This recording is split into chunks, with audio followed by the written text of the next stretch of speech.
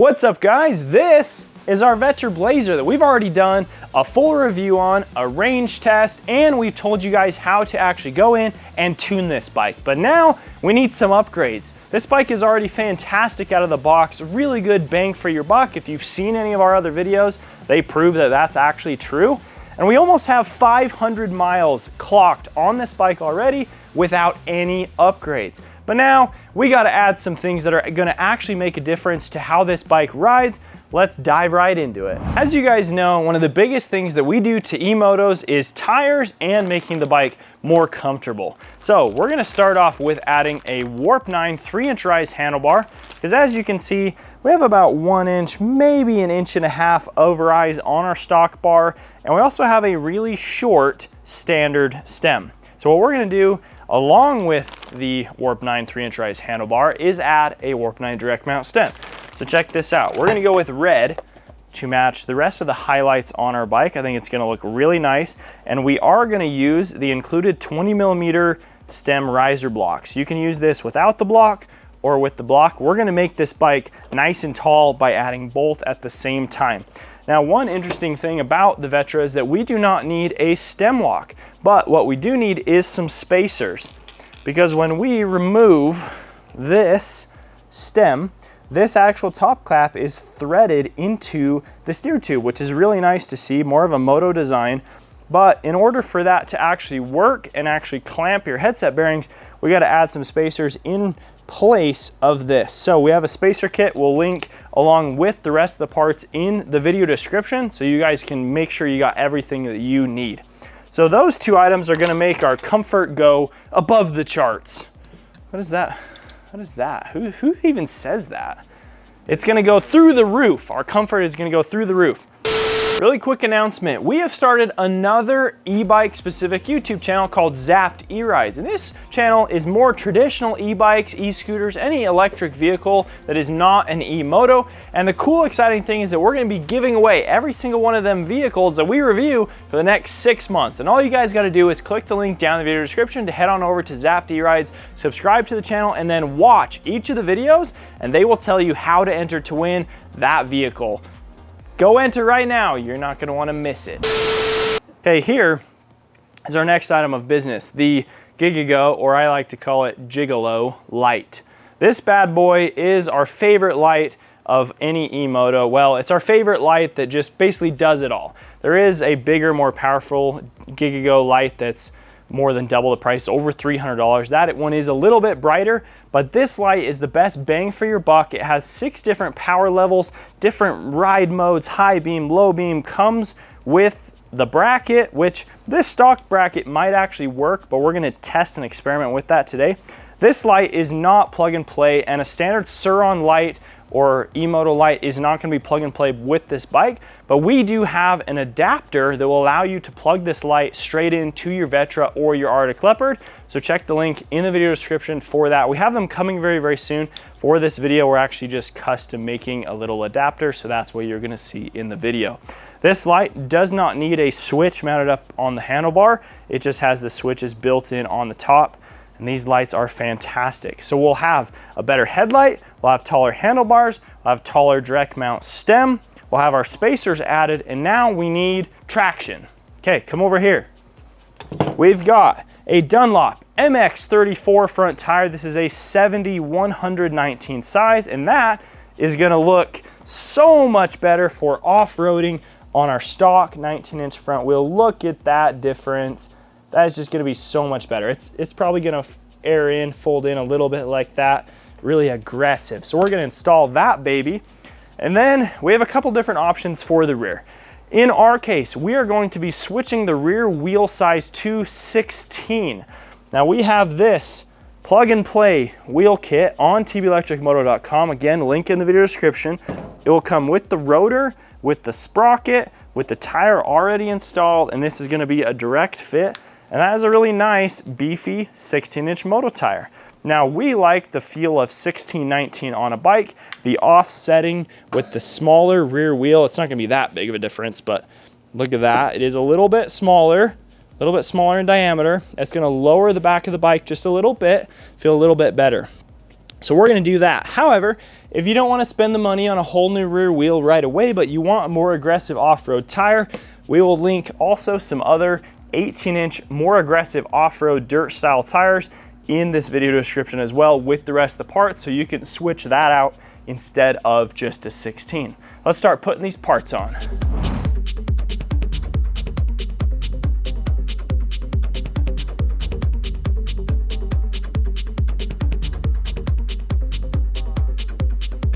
All right guys, we're gonna do a little update here. As you can see, we have the front of the bike all torn down. We got our front wheel off and we have our tire half away on. I got my hands all dirty here. One thing I also did was I slid each leg down a little further in the triple clamps. There's a little bit of a gap on top and I wanted to just raise the front end up just that little bit extra. So that's a good opportunity to do it. When your wheel is out, you can loosen each leg individually and slide it down. The next thing we were looking at is seeing whether or not the stock headlight bracket would work with a Gigago or the more traditional E-moto headlights. The answer is no. This bracket is a little bit narrower on the light mount. It's pretty close, and I think if you had a different mount, such as the one that comes with a Gigago, you could like bend it to work with your stock light. Not that anybody would do that, but we're gonna just go ahead and swap out to the bracket that comes with the Gigago light, and we're gonna mount that right up. We'll just remove these 4 bolts, put that on there. And then if you're buying a different type of Surron style headlight, we do have a TB Electric specific bracket you can buy on your own to actually put that on there. So we'll have that link in the video description. So we're gonna now put our headlight on, get that ready to be plugged in, and then we're gonna put our direct mount stem right on top of that headlight bracket, and then get our bar all on, and we're gonna get ready to put our front and rear wheel on.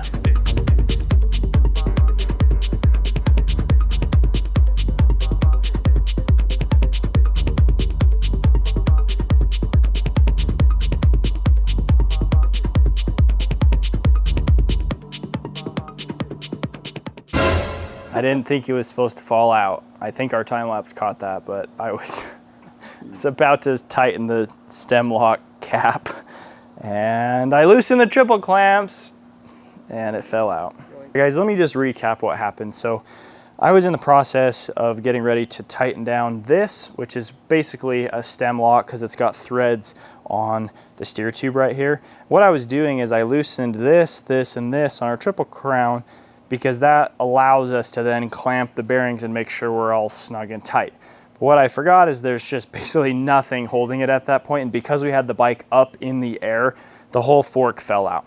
So now we have it back on, but what you guys need to understand is because we went to a direct mount stem, there was a stem right here covering this, and so this is the spacer kit that we needed. Was just, you just have to fill this whole area with spacers, otherwise it won't work. It's not actually going to clamp your headset. And one key thing I want to show you is, take a look at this, Romney. There's a bigger gap here than there will be in a minute because we got to get rid of some play, but your spacer has to come up higher than your steer tube or it won't work. You just won't be able to clamp your bearings. So it's okay, there's a gap there. Doesn't need to be this big, but then we're going to put this on and actually clamp it all down, and then we're going to tighten up. Then we're gonna tighten up this, this, and this. Look, we're in a garage just like you guys working on this, so this might be your experience too.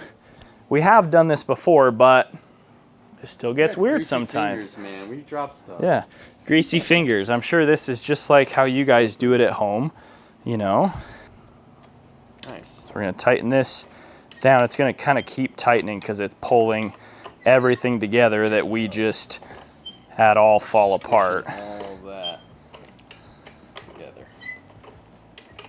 Okay, we got that nice and tight. Make sure your steering is still, you know, loose enough to turn, and then we're gonna tighten all of these. And I already adjusted them so that there's no gap at the top previously, so that they still kind of line up where they're supposed to. And so there we go. Now we've got a much taller front setup here. We're gonna get our light hooked up in a minute, but look how much taller that is. Looks so much better. And look at our tires. Got our front wheel on there. Look at how much more grip we have and air volume, which is gonna make for a smoother, comfier ride off-road. We got our rear set up on there. Went on pretty dang easy. It literally is just a plug and play kit that you just take off your old wheel, put your new one on. We didn't have to adjust our chain or anything. Just went on smooth as butter.